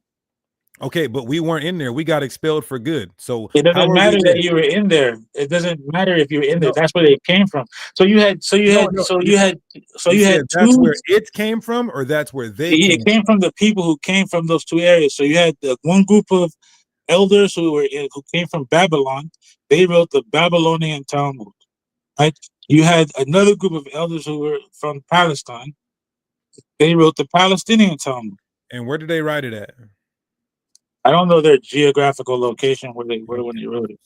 So we have the evidence and sources in the data that says these individuals were in these geographical locales, which is why it's called the Jerusalem Babylonian Talmud. We were exiled already in 70 AD, and then the very few of us that remained in Jerusalem were permanently exiled on the record, a permanent expulsion in 135. Do you know where some of those people were exiled to, though? Let me land my plane. In 135 AD, after the Bar Kokhba revolt, we were gone permanently. So how in the hell would we write and compose the Talmud? Okay, so do you know where some of those people were exiled to? Luke chapter 21 and Deuteronomy 28 and Leviticus 26 says we will be led captive into all nations. Right. Captive into all nations. Right. So you have people who were in Arabia. You have people who are in Yemen. You have people who are in Iraq, right? North Africa, right? Some of us were taken as slaves into Spain, Portugal, right? So if you do your DNA test, some of you guys may have Spanish and Portuguese in your genetics. The first slaves to arrive here in the Caribbean were Sephardic Jews who were expelled from Spain and Portugal. To arrive where? In the Caribbean. In the Caribbean. Were they ethnic Israelites or were they non-ethnic? Yes, they were black. Sephardic Jews. That's what I'm saying. Sephardic Jews were black. What source do you have? Because I have a source in my hand right now saying that the first Jews that got here were the converts who enslaved, who had the first. You're talking about people who came here willingly. I said the first slaves. What is black though? What is black? So wait. My bad. So you're saying that the first slaves that came here were taken from? Oh, okay. So you're saying that before they came and took us from West Africa to here. Yeah, they were. Okay, so the majority of the Sephardic Jews who were in Spain and Portugal who were expelled in 1492, these were black people, right? Okay, so what does that have to do with what they were expelled from Spain and Portugal to South Tome and West Africa, and then over there they were enslaved and then brought to the Americas, and they made up some of the first slaves. But what does that have to do with what we're talking about? That I was just using that as an example of where we were scattered to, right? Some of us fled and came into West Africa. Some of us were in Spain and Portugal. Some of us were in the Middle East. Do you remember what Deacon asked you, man? Wait, you're going this way. I asked you something over here, but it's all good. So you said that the Edomites aren't white. What color are the Edomites? Your color. Edomites are brown. The same, yeah. Okay. Look at you, look at you, and look at your shirt. Okay, so the Bible says that the Edomites would be ruling the world. Where do people like me that look like me as a nation of people ruling the world? So if you're talking about the original Edomites versus who are the Edomites who are the Edomites today, Edomites mixed themselves among many nations. Show me that in the Bible. Well, I can't do that right now. It's something I have to get back with you on. Can you paraphrase it? I can. Okay. We can see that Edom mixed with the Ishmaelites. Esau himself. No, Esau himself. Yeah, Esau himself mixed with Ishmael. So the first Edomite looked like me. Yes, the first Edomite looked like you. Okay, now what do they look like predominantly today? They look like you. They look like white people. They look like everybody. They even look Japanese. And according to Lamentations 4, the Bible says the final captivity of the Israelites will be under the Edomites. Do you believe that this is the final captivity of the Israelites that we're in currently in America, or no? Yeah. But are we in captivity only in America? I didn't ask you that. So let's start. No, I'm asking you a question. I said I responded. Hold on, Hassad. I responded to your question with an affirmative yes. Thank you. And then I asked you a question. Okay. It has nothing to do with my question. So we're going to continue with my line of questioning. So now that you agree that this is the final captivity, Lamentations 4 says that the Edomites would be the people that would have us in slavery in our final captivity. Who enslaved black people here in the United States of America? We weren't enslaved in the United States of America. We were enslaved in Africa. And then we were sold to Europeans. Okay, that's the same thing. We got enslaved over there. They brought us over here. And were we enslaved here too? So who enslaved us in Africa? This is the worst. That's not the question. He's asking you about today. So do you know that there's a group in Africa called the Edo? We don't want to know anything. We want to know why the Bible says. So you guys don't want to really have a dialogue. No. Let's just go with your line of logic. Okay, go ahead. Our last captivity will be under the Edomites. Who has enslaved and subjugated? Hold on, can you do me a favor? Yes. Can you pull that verse up? Lamentations chapter 4, verse 21 and 22. Hold on. Lamentation. Let me see. Lamentations chapter 4, verse 21 to 22. Okay. All right. Rejoice and be glad, O daughter of Edom, that dwellest in the land of Uz. Where's Uz? In the land of Edom. Okay. The cup also shall pass through thee. Thou shalt be drunken and shalt make thyself naked. The punishment of thine iniquity is accomplished, O daughter of Zion. He will no more carry thee away into captivity. He will visit thine iniquity, O daughter of Edom. He will discover thy sins. So, does it say that the final captivity will be under Edom? It literally what does it mean when it says the punishment of your iniquity is accomplished, O daughter of Zion? He will no more carry thee away into captivity. What does it mean? He will no more carry away the Israelites into captivity. Okay, so I guess at some point he did carry them away, and then at some point I asked you that. I asked you, what does it mean? You asked me a question, and I'm answering it. Do you remember what the question is? I'll just real quick. You remember what I asked you, brother? Brother, you said, what does it mean that he will no more carry thee away into captivity? That's what you asked me, right? Yes. What does that mean? So answer that, please. Okay. At some point he carried us away, right? Can we agree? Yeah. It's telling you he won't do that again. Okay. He won't do it. So there's going to be a time where he will not put us in slavery ever again, right? Right. Okay. And then it follows with saying, "O daughter of Edom, he will visit your iniquity and discover thy sins." What would the relevancy be in mentioning God punishing the Edomites and at the same time that he would no longer carry the Israelites into slavery anymore? Why would he mention those two things together? Because they're both true. What do you mean they're both true? There has to be. If I wrote 1 + 1 is 2. So and you assume, David okay, look, killed Goliath, that's true. listen. But what's the relevance? Listen, let me say this. I'm not saying that you're not correct on this. I'm not saying that Edom, that we're not under Edom now. I'm not saying that, right? Well, then who are we But under? I'm saying that what the original question was: is Edom white?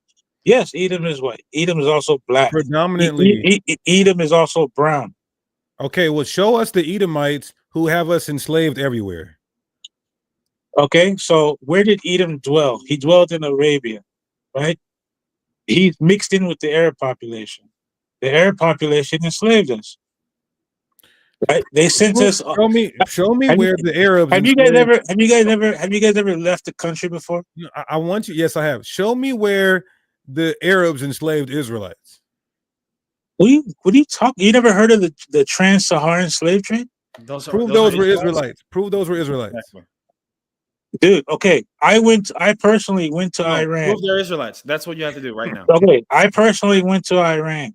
Okay. When I was in Iran, I saw our people there.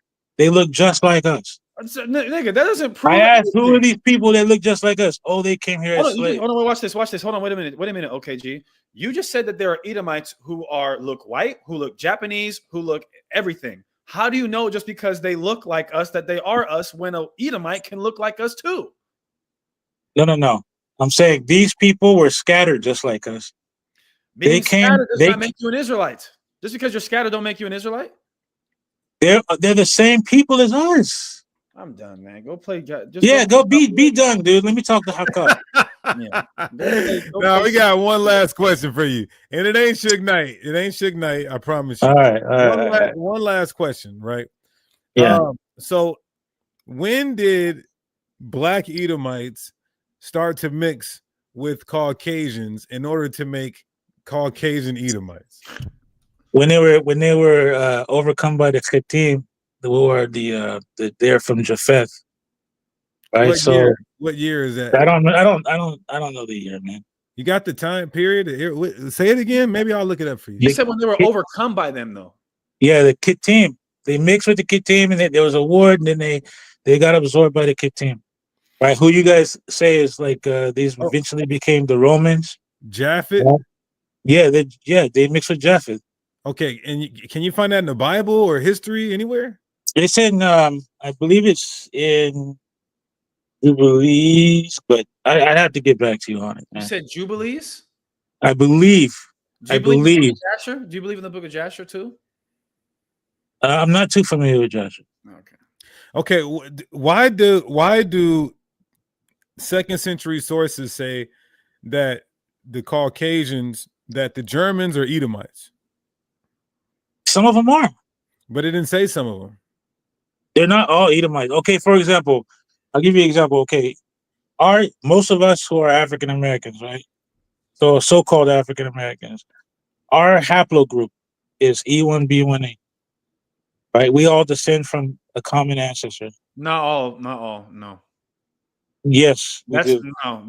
No, we all don't. I don't have. Okay, let me finish saying what I'm saying. Yeah, but you just said it's not true. E1B1A is one of the largest haplogroups of African Americans, but we all don't go back to that. No. The largest haplogroup among African Americans is E1B1A. True. Yes, that's what I'm saying, right? But Hitler was E1B1B. Okay. He's our cousin. How did that happen? I mean, bro, listen. My point is this: you said that there was no white converts. In order for white converts to write the the Talmud. But Yeah. so you're telling me that the Romans weren't white? No. So what I said was there were no. Okay, according to the book by Shlomo Sand, which is the invention of the Jewish people, where he talks about how the Ashkenazi Jews are all converts from, Poland and all of these places.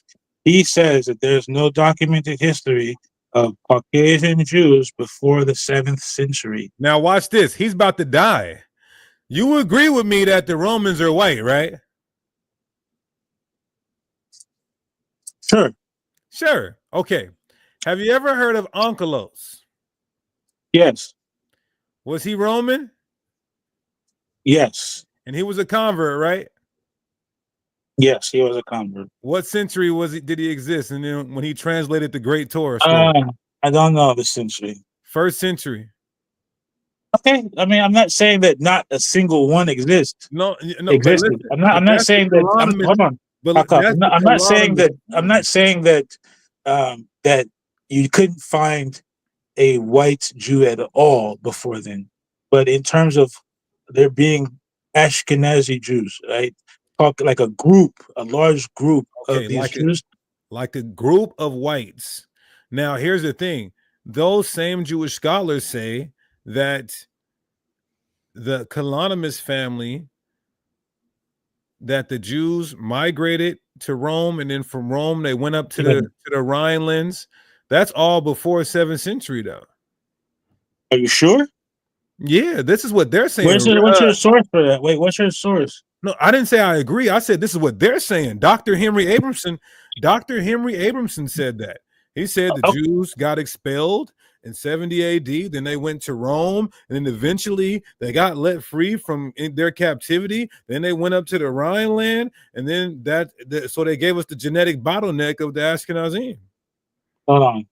But look at this source right here from the Megillah 6b. It says Germania of Edom. Why is some of the highest? It says that Onkelos lived in 35. Yes, 35. Yeah, so he did live. Onkelos did live between 35 and 120 CE. Yeah, so the 1st century, and then it wasn't just him; it was his family. So you do have a large influx, and especially if we can prove that Edomites are Caucasian. You have the Herodian dynasty. You have the Edomites who were subjugated and converted during the Maccabean era. So we do see Caucasian converts way before 7th century AD. Yeah, the only part I would disagree with though is that the Edomites are all Caucasian. I'm not saying that none of them are Caucasian. Well, do you so you don't even believe that I don't believe every Edomite is Caucasian either, because but I believe that predominantly of the predominant Edomite people group today are Caucasian. Can they mix with other people and look like other people? Yes, just like every other nation. There's no homogenous nation unless you're talking about North Korea. You look at North Korea and the Chinese military, I don't see one nigga or a white man in their militaries. So did you know this? And I want you to look this up when you get time. The Edomites peopled Japan. The Edomites what? The Edomites peopled Japan. The Japanese people are Edomites. Oh God, man. Yeah, I want to know. Dude, look, you can scoff all you want. Bro, just saying, what country are you in right now? I'm in America. You're where? I'm in the United States. What part? California. Okay, so you're familiar with West Coast rap. Here we go. Come on, bro. Rhymes with Suge Knight. Come on, bro. I told you. Look, this. Oh man. Okay. But yeah, at this moment, I want you guys to see this source though. This is from this is the Megillah. It's saying that the Edomites are in Germany. And then let me see when was this?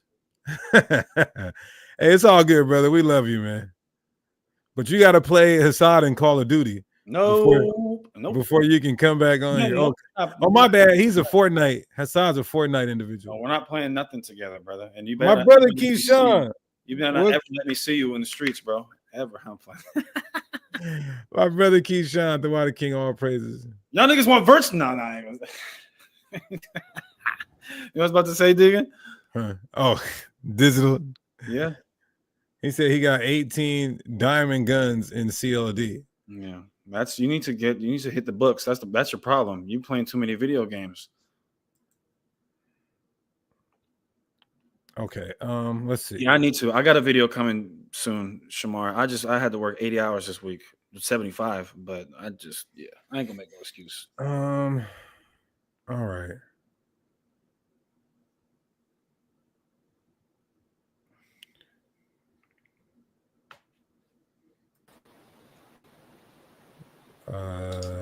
Thakwa.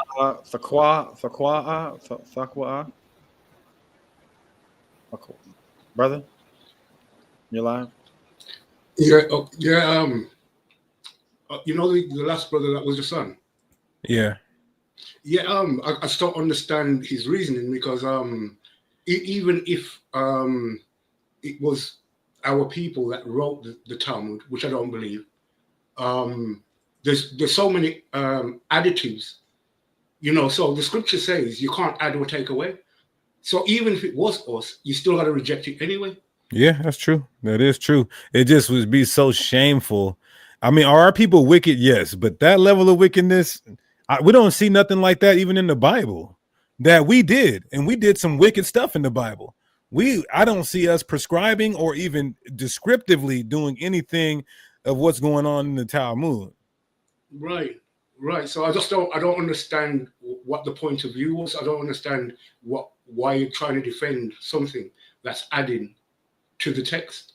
I don't understand why people try to defend that. But I only came on here just to make that point and to ask you, what do you think about what France is doing to IUIC? Because that's a big thing in the earth. You know, if that stands, is it confirmed, or was this? No, that's facts. Facts. They've said that IUIC cannot congregate, whether it's in public or in private. So that means they're banned. They're just straight up bans from. Yeah, they're banned. How can they ban them for preaching the gospel? And the problem what I have here is that because we're so fractured, right? That we you know, other Israelite camps and groups are so fractured against one another. They're going to do that, but remember, when their nations come together, they're not going to be fractured. Well, the Bible does say that they are divided. The 10 toes are divided, so they may not all agree on the same thing. Either way, though, if that if that's the case, I don't have a problem with IUIC. Like, we disagree on doctrine, but if I seen them brothers getting into some harm or something like that, of course we're gonna spring into action. So if you're saying that when all hell break loose, are we gonna unite with our brothers? Absolutely, we are. Right. Because I mean that kind of shocked me, because at the end of the day, I believe the reason why they've done that is because IUIC has gone over to Africa. Mm-hmm. Right, and a lot of those African countries which IUIC goes to, they are French owned. Exactly. Right, because and some of these French countries they've woken up to a certain degree. Right. So that's the reason why I reckon they've done that. Not just that it's just France. I believe that there's other parties working behind that. You know, on the upper echelons, the higher. The small hats. Yeah. Small hats. Yeah. So I just thought I'd ask you. We want that to come here, because once that comes here, so if they're saying only black and brown groups can't congregate with the Bible, that's going to translate to some other stuff. And there's some white Bible Belt Christians that are going to pick up arms and go in. Well, the Bible already says, though, that the general population of Babylon is going to overthrow the government. That's Bible. Right. So that means that we're not just going to, we're going to get persecuted, of course, but these other nations are not going to submit to, you know, the government control when that day comes as well. Yeah. Yeah. And so let it come, brother. The closer it happens. Let it come, let it come, let it come. I just wanted to hear your opinion, because I do listen to you, and I do value the things that you say. So, you know, I like to hear our brothers talk in it, because as the scripture says, iron sharpens iron, you know, and I'm listening, I'm learning, and yeah, we don't always agree on every doctrine, every topic, but the two things which I always say, right, which is what the Bible talks about, is the laws, keeping the laws, right, keeping the laws of God, and believing in Messiah, right, and so long as brethren believe in keeping the laws, pushing the laws, and they believe in Messiah, you're my brother, and I don't care whatever different doctrine that we have differences with, because when you get to Revelation, it says, here are those that keep the laws of God and have the faith in Messiah. That's Revelation. That's not at the beginning of the book. That's at the end. So to me, those are the two pillars. Those are the two pillars we have to stand on, you know what I mean? So that's the reason why I asked you the question. And I'm just going to say Shabbat Shalom, and I'm going to say all praises to Yahweh, B'Hashim HaMashiach Yahweh Shai, and keep the work pushing, keep the work pushing. Hey, shalom, brother. Shalom, shalom, brother. Oh, praises. What's going on? Praise in it. What's going on, college student? What's going on, college student? You want smoke or what? You want smoke, mate? You can get smoked. You get banged up, man. Oh, he froze. That must be like a spiritual thing. You see how he came on and he froze? It might mean like his spirit is frozen. Like his walk with the Most High is frozen. Let's see if this works. Oh, it's bad, bro. Your walk with the Lord is frozen, bro. All right, y'all. We are at our 2 hour mark. I think we covered a lot. I hope y'all were edified. I know the small hats are mad that we brought all that out, but at the end of the day, it is what it is. So I think you should go live on your channel about this whole IUIC, you know, the Bible being banned and all that.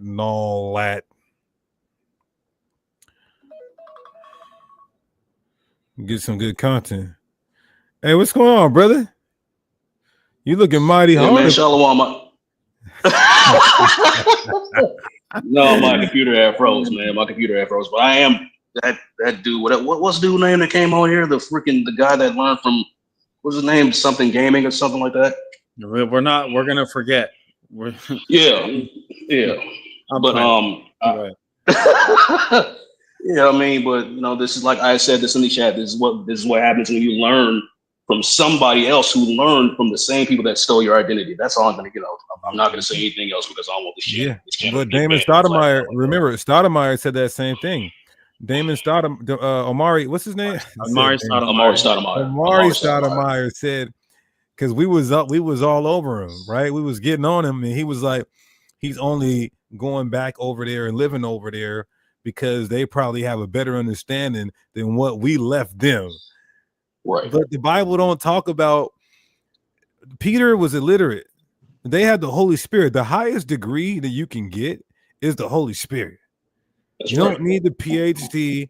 This is why you see us destroying these PhDs, because the highest degree is the Holy Spirit of God that gives you understanding of the Bible.